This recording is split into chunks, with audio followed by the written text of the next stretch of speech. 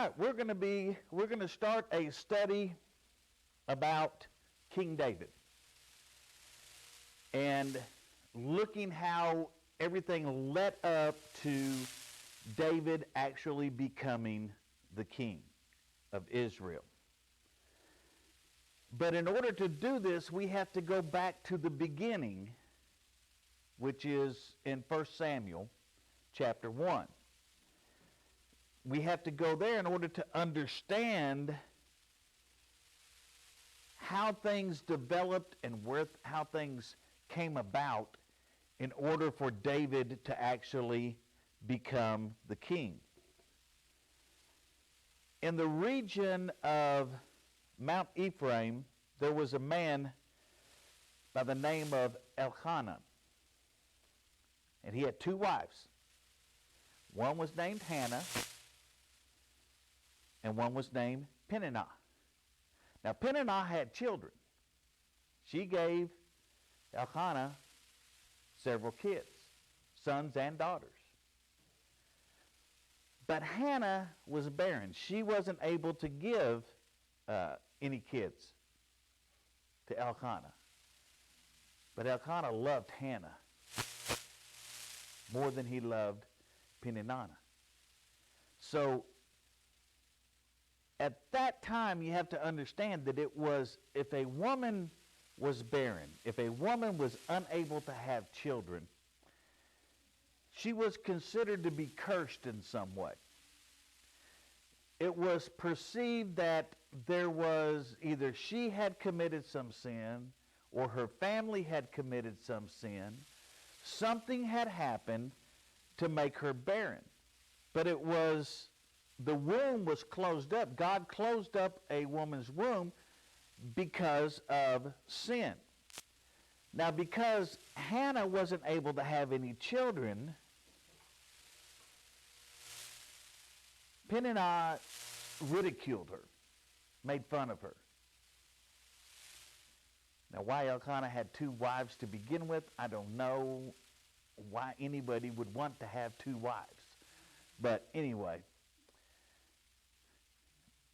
she ridiculed Hannah because she couldn't have any children. And it was kind of like, haha, look at me. I've got kids. I've given him an heir. I've done all of this stuff. And this really, really, really bothered Hannah. But every year they would go to Shiloh to worship and sacrifice. That was the custom. And in Shiloh, the high priest there was named Eli. And he had two sons, Hophni and Phinehas. Now, Eli served as a judge, not just a priest in Israel. At that time, Israel was a theocracy. Who knows what a theocracy is?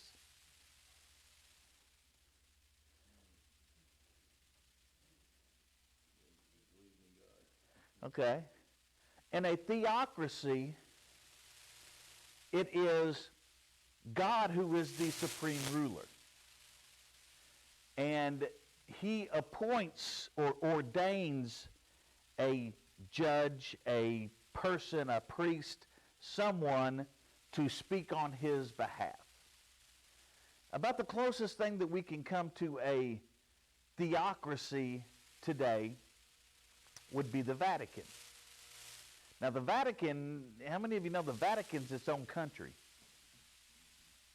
The Vatican is not, we know that's the, we know that is the headquarters of the Catholic Church worldwide. But the Vatican itself, the area that the Vatican is on itself, is its own country. It has its own laws. It has its own army, the Swiss Guard. It has its own police department. It has everything of its own. It's not a part of, even though it is in Rome, it is not a part of Rome and is not a part of Italy. It is its own country, whereas the Pope is the head. But they consider God to be the head of the church and the Pope to speak on God's behalf. So that's the closest that we have in the world today of an actual theocracy. So that's what they had. They had a theocracy. God is the leader of the people, and he appoints judges and priests to speak for him. Now, we're going to see in a little bit that Eli and his sons play a very important role in what will ultimately result in David being king. One year, Hannah goes to the temple, and she's praying. She's sorrowful. She's weeping. She's praying. And she's moving her lips, but she's praying with her heart, the word tells us, but she's not praying with her lips. Her lips are moving, but she's not actually praying. It's kind of like when some people read to themselves. They'll still move their lips, okay? And a lot of us, when we pray, we'll pray very low or we'll move our lips and pray, but we're praying from the heart. And this was what was going on. And Eli, being the high priest, he looked over and he saw her and he thought that she was drunk. So he says, you know, how long are you going to be drunk like this, you know? He says, Hannah, you need to get off the booze is what you need to do. You need to give up that stuff. But Hannah answers and she said, I'm not drunk. My heart is heavy and it's sorrowful. And out of an abundance of my grief have I made my petition known to God. And Eli tells her, go in peace. He said, the God of Israel will grant you your petition.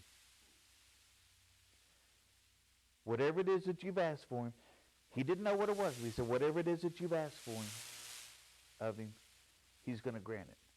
Now Hannah had asked, she said, Lord, if you will give me a male child. That's what she wanted. She said, if you will give me a male child, then I will give that child back to you. And Eli says, your wish is going to be granted. Your prayer is going to be answered. So she goes away. And Hannah does conceive a son. And when her son is born, she names him Samuel. And Samuel means God has heard. God heard her prayer, and he answered. So when it came time to go to Shiloh again, Hannah tells Elkanah that she's not going to go right now, that she has to wean the child. She says, I won't go until I wean this child. And once I've weaned this child, then I will take him and I will present him to the Lord. And I will give this child to the Lord. And she made the Nazirite vow to God for the child. He said he'll never cut his hair. He's going to have some long hair. He said he'll never cut his hair. And when that time came, when she had actually weaned the child, later on down the line, Hannah takes Samuel and she sacrifices in the temple. And she presents Samuel to Eli. And she says, Eli, you remember me? She said, I'm the one that was praying so fervently and so sorrowful, and you told me that my prayer would be answered. Well, it was. My prayer was answered. This is what I've been asking for, and I'm giving him back to God by giving him for service to the temple. And that's what she did. Now we're in a position to understand some of the things about Eli, Phinehas, and Hophni. Eli was the high priest at Shiloh. He was a descendant, Eli was a descendant of Aaron, but he was a descendant of Aaron through Ithamar. This means that Eli was not among the sons of Aaron's son Phinehas, not Eli's son Phinehas. There was two Phinehas's there, right? So not to get confused. Aaron's son Phinehas was the line that God promised that he would bring the priests from. And yeah, and he said it was, and Ithamar was not. But Eli was from the descendant from the line of Ithamar. And that was not the line that the priest would come from. So this alone tells us that something's not quite right here. There's a little bit of a problem going on. Also, Eli's two sons, Phinehas and Hophni, were Aaronite priests who charged with offering sacrifices under the auspices of Eli. Now let's look at 1 Samuel chapter 2, verse 12. Now the sons of Eli were sons of Belial, and they knew not the Lord. The sons of Belial is, that doesn't mean that there were actually, Belial is not an actual person. What that is that's basically saying that they're worthless. When they said somebody was a son of Belial, that means that you're worthless. You're not worth anything. We have a similar phrase for that in English. And it starts with son of. And it means that they're worthless. Okay? That's basically what it was. It's the same thing that they're saying. Is that these people were worthless. They didn't have any desire to be within the priestly line and do the things that they should have priestly done. And this tells us that they were worthless as priests. In other words, they were looking out for themselves. They weren't looking out for the people of Israel. They were looking out for themselves and themselves alone. Does that sound familiar? Sound like some of the things that happen in a lot of churches today? That the priests or the preachers in some of these churches today aren't looking out for the people. They're looking out for themselves. They're not concerned about their people going to heaven. They're concerned about their bank accounts here on earth. And it's really disturbing because people fall for that, and there's so many people who profess to be Christians that are dying every day and going to a devil's hell because they listen to these people. And they don't want to listen to the truth. And they don't want to listen to the truth because the truth is too difficult for them to take. You see, we live in a world that doesn't want to take responsibility for anything. Yeah. They don't want to be held accountable for their actions. Exactly. Yeah. Yeah. And they, these people call themselves, of what church? What are you what church are you the reverend? But there's people that are just, that's what they're looking at. They're looking out for themselves. They're looking at, what kind of a name can I have?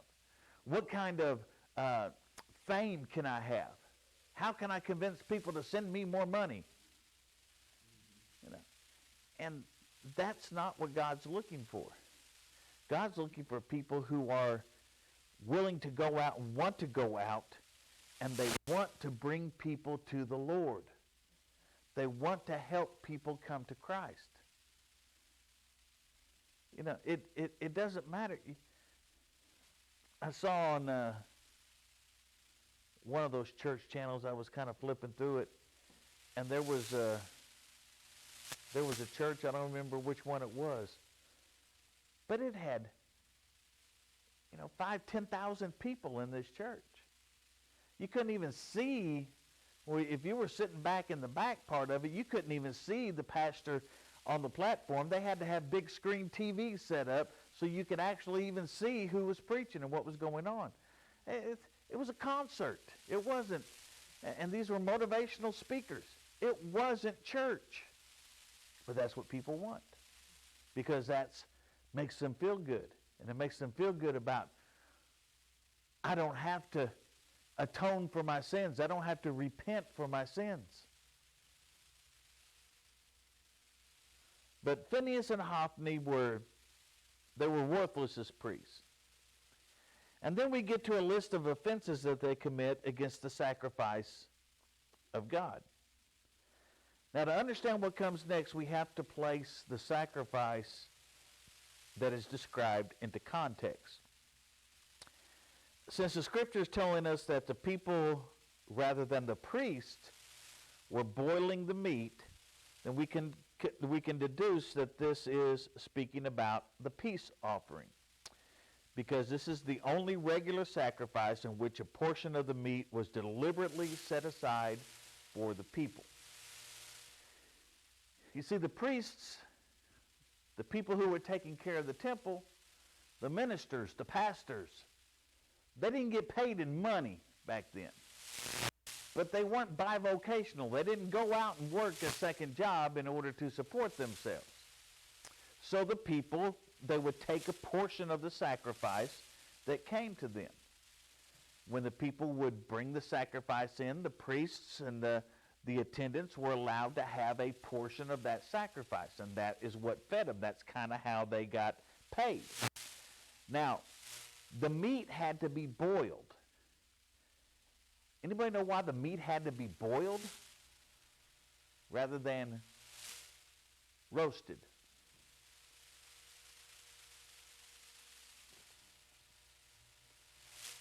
Huh?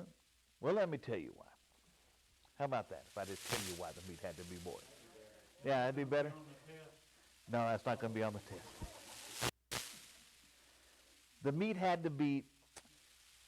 Remember when they left in the Passover, before they left Egypt, the Passover lamb was commanded to be broiled or roasted over a fire. But when they left Egypt and Moses went up into the mountain and received the 10 Commandments, while he was there, the people then made a golden calf. Remember that story? Okay. Now, it's always been that you can't eat meat with the blood still in it, because the blood is considered the life force of the animal. So all the blood had to be gotten out of the animal, either through cooking it out or bleeding it out, primarily through bleeding it out. So you people who like your steaks really rare, yeah, they said that you weren't allowed to do that back then. You'd be breaking the Levitical law at the time, because if you cut into it and it moves, they said no, you can't do that.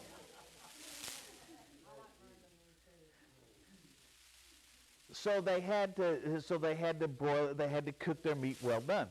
Well, when they made the golden calf, then God said, okay, no longer can you have the fat either, because when you cook a steak or when you cook meat, the fat is what gets cooked into the meat and is what gives it more flavor.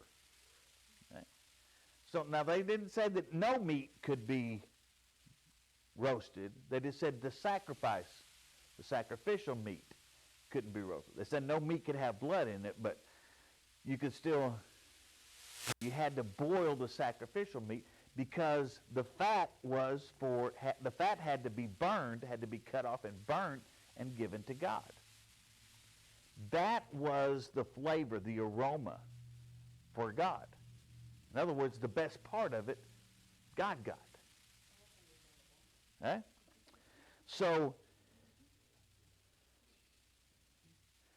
now we understand what the peace offering is and why they boiled the meat. We can compare the actions of Phinehas and Hophni to the laws prescribed for the peace offering and see how they were messing up. In the peace offering, it was a male or a female, ox, a lamb, a goat, whatever was sacrificed. And the breast and the thigh, the right thigh of the animal, was reserved for the priest. They had to give that to the priest. The priest and the people would then take their respective portions of the sacrificial victim and boil them, and then they would be able to eat them. Now here's the first offense. The first offense of Phinehas and Hophni was stealing from the people.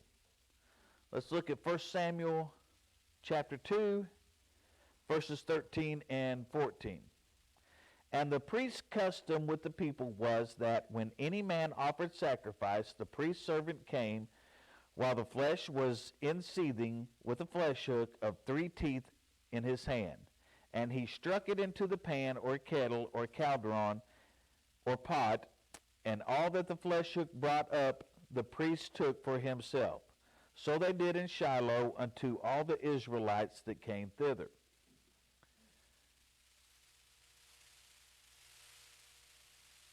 In almost every other sacrifice that they had, the priest was the only one that got to eat any of the sacrifice. They were given a portion of it, and the rest of it had to be completely consumed by fire. But in the peace offering, in this sacrifice, the people were allowed to keep a portion, their portion of the sacrifice, and they were allowed to eat it. But even then, the breast and the right thigh of the animal, whatever animal it was reserved for the priests. Now let's put this into perspective. The average sized lamb that was sacrificed at the time was probably somewhere around 100 pounds, something like that. By the time the animal was sacrificed, it was slaughtered, and everything was done that needed to be done, only about 50% of that animal was edible. About 50% of the animal was bone-in meat. Okay? So that leaves about 50 pounds.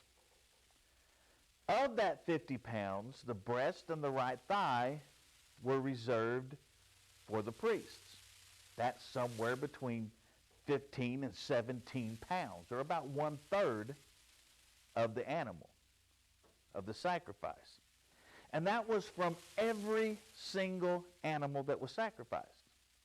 So the priests got about 15 pounds of meat out of every animal that was sacrificed. But Phinehas and Hophni weren't satisfied with that. That wasn't enough for them. So what they did is they went back to the people who had offered the lamb, and they stuck a fork into the pot. And they took whatever came out, a 3-pronged fork, and they stuck it in there, and whatever came out, they kept it for themselves. Now that fork was probably large enough. It wasn't a salad fork that we see, that we get at the table. This was a pretty good sized fork. Yeah. This is a good size 3-pronged fork. And they stuck it in, and they were probably able to pull out another portion, maybe even another third out. So the priests, Phinehas and Hophni, were getting 2/3 of the animal, and the people were only getting 1/3 of it. So they were getting more than what they were supposed to be getting. Now this was also a twofold sin. It was a sin against God because it represented a dramatic abuse of the sacrificial system.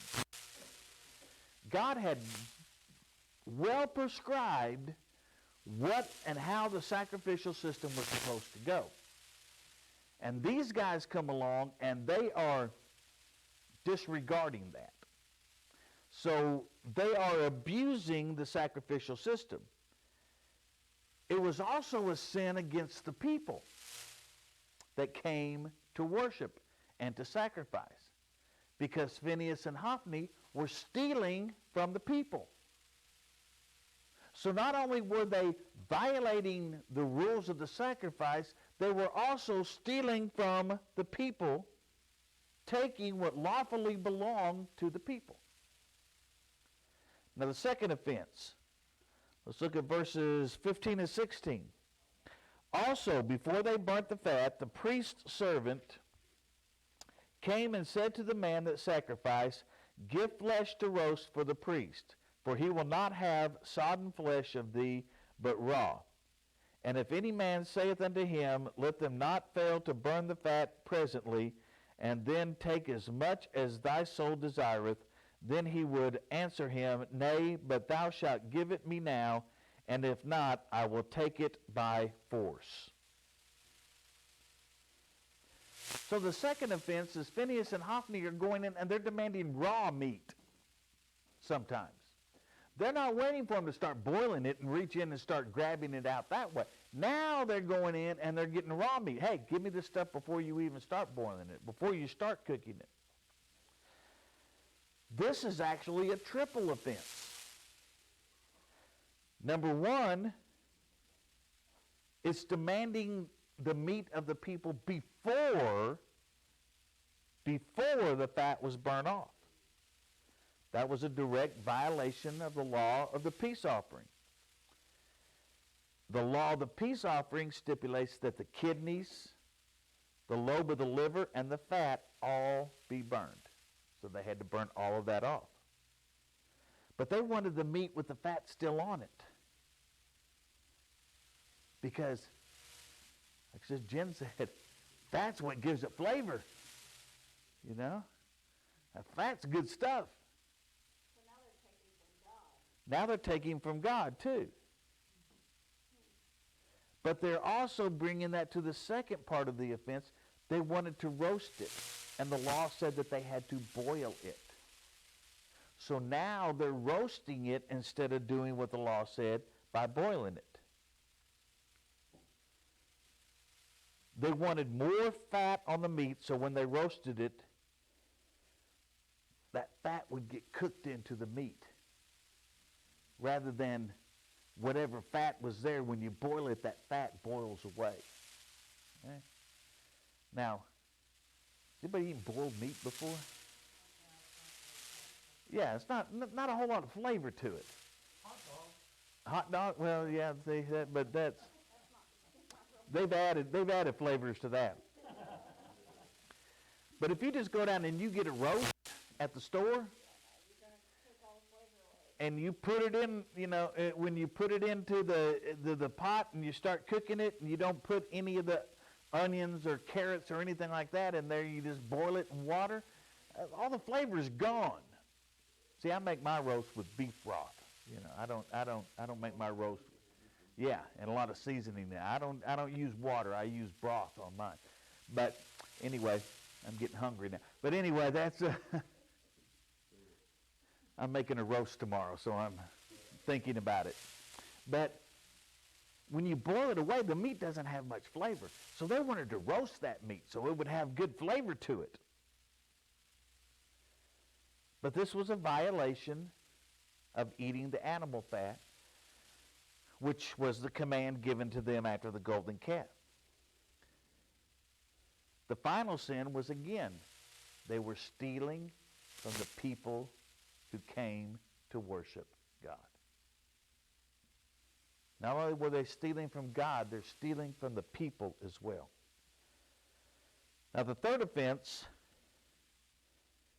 we kind of learned about the third offense in a passing sort of way. We can see that in 1 Samuel 2, chapter 2, verse 22. It says, "Now Eli was very old and heard all that his sons did unto all Israel, and how they lay with women that assembled at the door of the tabernacle of the congregation." Of all these abuses, they were doing all of these abuses of the peace offering. And as if that wasn't enough, now Phinehas and Hophni were committing fornication and or adultery at best, or rape at worst. And they were committing that on the women who served at the door of the tent of the meeting. Now this was a grave offense unto the women themselves, but it was also a terrible sin for anybody that would come to worship there as well. They were committing this sin against these women that were there. Now, this gets pointed out to Eli, and Eli's response is really the main source of the problem. It's bad enough that Phinehas and Hophni are doing these things, but when it's brought to Eli's attention, and Eli knows that this stuff is going on, he hears about what's happening, and his response to what's happening is really one of the biggest problems. Eli has effectively given up his priestly, and even though he wasn't a king, for lack of a better word, it was a kingly ministry because he was the ruler. Now let's look at verse number 25 a little closer. If one man sin against another, the judge shall judge him. But if a man sin against the Lord, who shall entreat for him?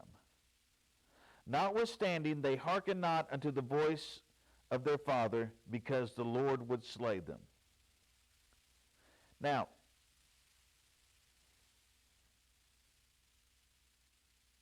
if one man sin against another, the judge shall judge him.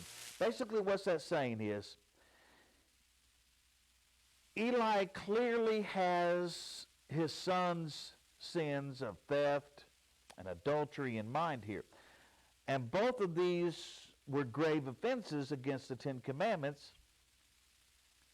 and each one incurred grave obligations under the Mosaic law. According to Leviticus 5:20-26, theft required that the guilty party make restitution plus 20%. So if you got caught stealing, you had to give whatever you stole back plus 20%. In other words, if you stole $100 from somebody, you had to give them $120 back. Okay? And it also required a guilt offering in which the priest was said to make atonement for the sin. By saying that the judge shall judge him, is saying that man was able to intercede on behalf of man. The judge shall judge him. Eli, by refusing to judge them, was basically abdicating his own role as high priest and as a mediator for his son. Now, adultery, on the other hand, this other sin of adultery, that was a capital offense. You could get killed for adultery. Leviticus 18:20 and 20:10 says that it was a capital offense, except in the cases of slave women, but we're not going to get into that too deeply.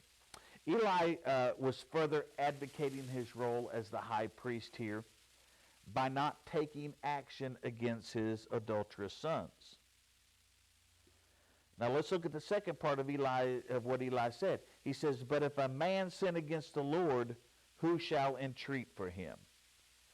This shows that the abdication of Eli's priestly ministry even more than the first. For in addition to the law of sin offering and guilt offering for various offenses, it was the high priest alone who could make a more complete atonement for the sins of Israel on the Day of Atonement.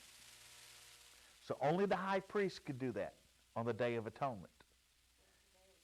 The Day of Atonement is when the high priest made sacrifice for the entire nation of Israel.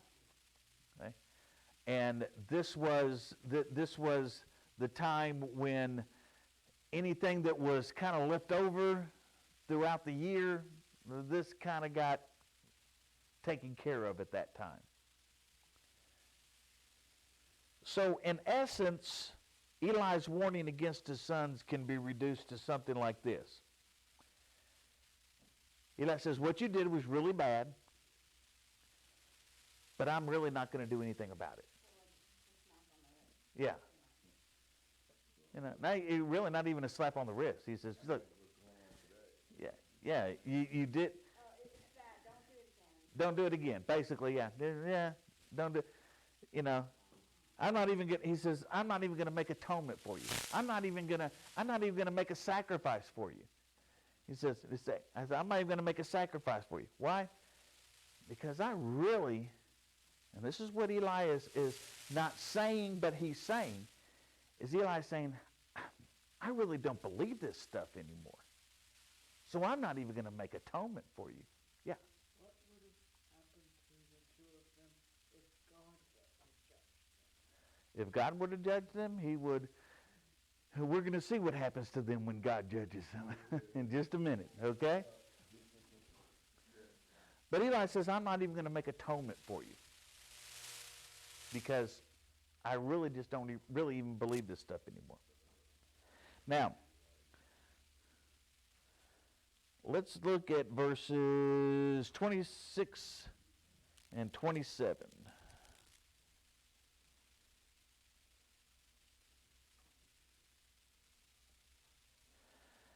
And when the child Samuel grew on and was in favor both with the Lord and also with men, and there came a man of God unto Eli, and said unto him, Thus saith the Lord, Did I plainly appear unto the house of thy father when they were in Egypt in Pharaoh's house?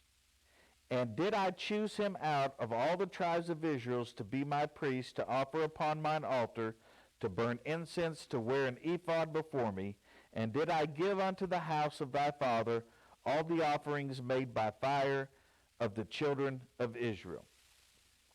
That was 27 and 28, I'm sorry.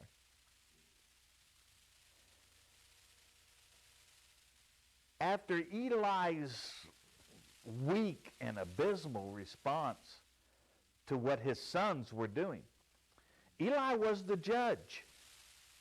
Eli was the one that was supposed to be, he's the high priest and he's the judge. He's supposed to be taking care of this, and he doesn't do anything about it. So since he's not doing anything about it, a man of God comes. Now, we don't know who the man of God was. The Bible doesn't tell us exactly who this man of God was. But this is the first time we see a man of God for a while. It's been a while since one has come in. And a man of God is a prophet that comes in. And he proclaims judgment from God on Eli and his sons. And the judgment's pretty harsh. This is what God's judgment is going to be on them. He says the strength of Eli's house is to be cut off. Completely cut off. Every one of the members of his house will die early. They will be poor. They'll be destitute. They'll be deprived of the priestly services so that they don't even get to eat what lawfully belongs to the priests. So he's cutting them off from that. The sign of this is that both of Eli's sons would die on the same day.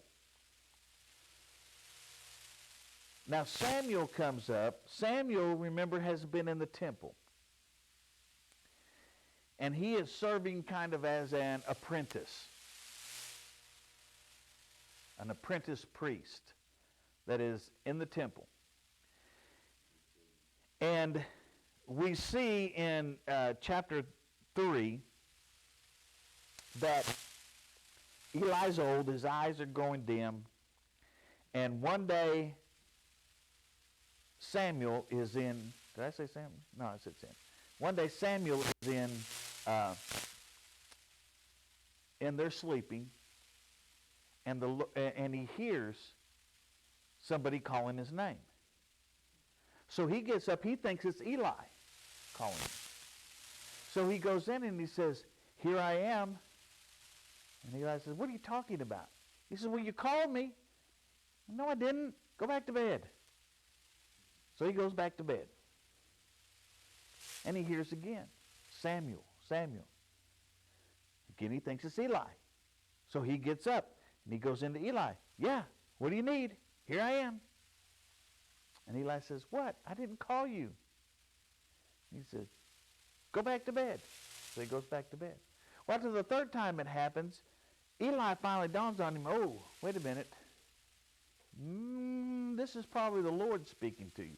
So the next time you hear it, next time you hear somebody calling you, say, "Lord, your servant hears. Speak, thy servant heareth."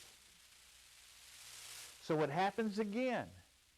And Samuel says, "Speak, Lord, thy servant heareth." And the Lord said unto Samuel, "Behold, I will do a thing in Israel at which both the ears of everyone that heareth it shall tingle. It says, in that day I will perform against Eli all things which I have spoken concerning his house. When I begin, I will also make an end." So Samuel goes and tells Eli this, and he's telling Eli that this thing that the man of God told you, this prophet told you, is going to come to pass. Only Samuel gives it to him in a little bit more harsher terms than what the man of God did. Yeah, he did. He gives it to him straight out. And Eli basically brushes it off for the most part. Eli says, "Hey, it's the Lord. The Lord wants to do it that way. What's pleasing to him, then the Lord's going to do it. What can I do about it? The Lord's going to do what the Lord's going to do." Now, traditionally, scholars will point to the failure of Eli as a father to account for his implication in his son's punishments. The argument is that the father has the duty to correct the sons. When they do something wrong, it's the father's job to correct them. Right? Eh? But Eli didn't correct his sons. And since Eli didn't correct his sons, he's at fault for their behavior. Now see, in today's society, they just want to put the parent at fault and no fault falls on the kid at all. But that's not the way it works.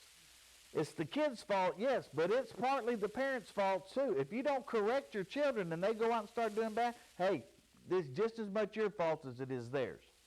Now, they need to be held responsible for it, but we have to correct our children.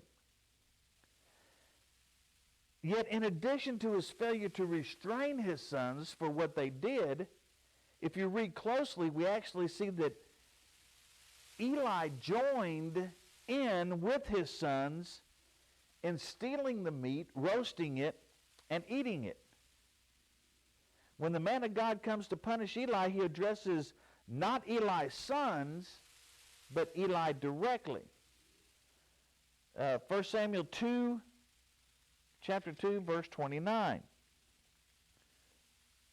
He says, "Wherefore kick ye at my sacrifice, and at mine offering, which I have commanded in my habitation, and honorest thy sons above me, to make yourselves fat with the chiefest of all the offerings of Israel, my people."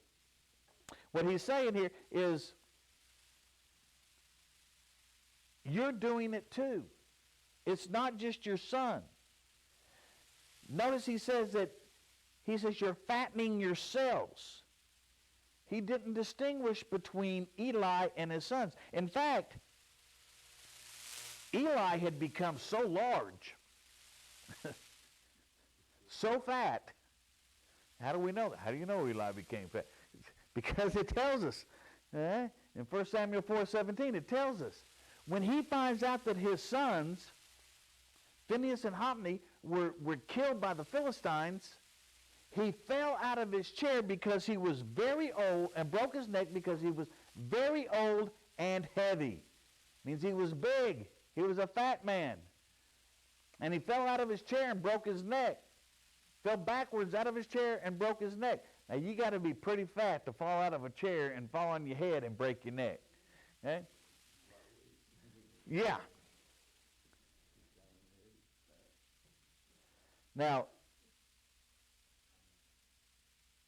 Eli's apathy and lack of doing anything when he was confronted with the sin against the priesthoods also points to a further problem. 1 Samuel 4:18 tells us that Eli was not just a high priest, but he had been the judge over Israel for 40 years.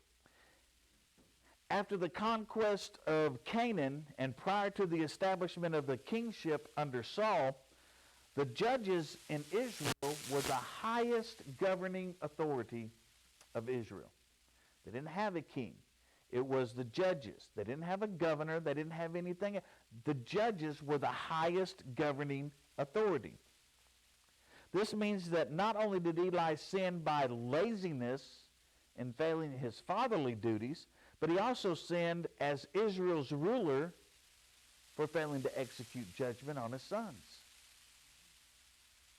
He was supposed to be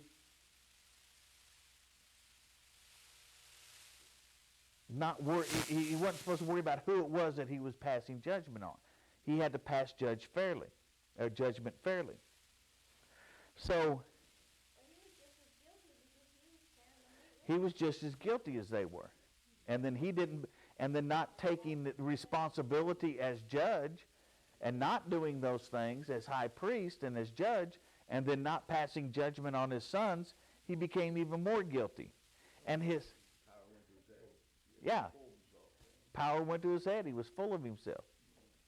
And we further see a problem with this, and it really takes center stage in 1 Samuel 4:1, that Israel went to battle with the Philistines. Now, if you look at it in 4:1, it doesn't say that the Philistines attacked Israel. It says Israel went to war with the Philistines. Israel initiated the war. Israel initiated the attack on the Philistines. So the battle was Israel's choice. And as judge, Eli was also Israel's commander-in-chief, which means it was Eli who gave the order to attack the Philistines. And the first battle was a just total failure. 4,000 men died in that battle, in the very first battle. And because they were fearing of a greater loss, the elders, the generals, so to speak, they sent back for the Ark of the Covenant. They wanted the Ark to come, because they believed that the Ark is where God dwelt. And with the Ark going before them, they felt that they would be victorious. And Eli gives in, and he sends the Ark with Phinehas and Hophni. He sends them to the front lines. Here we see a full force of the inactivity of Eli.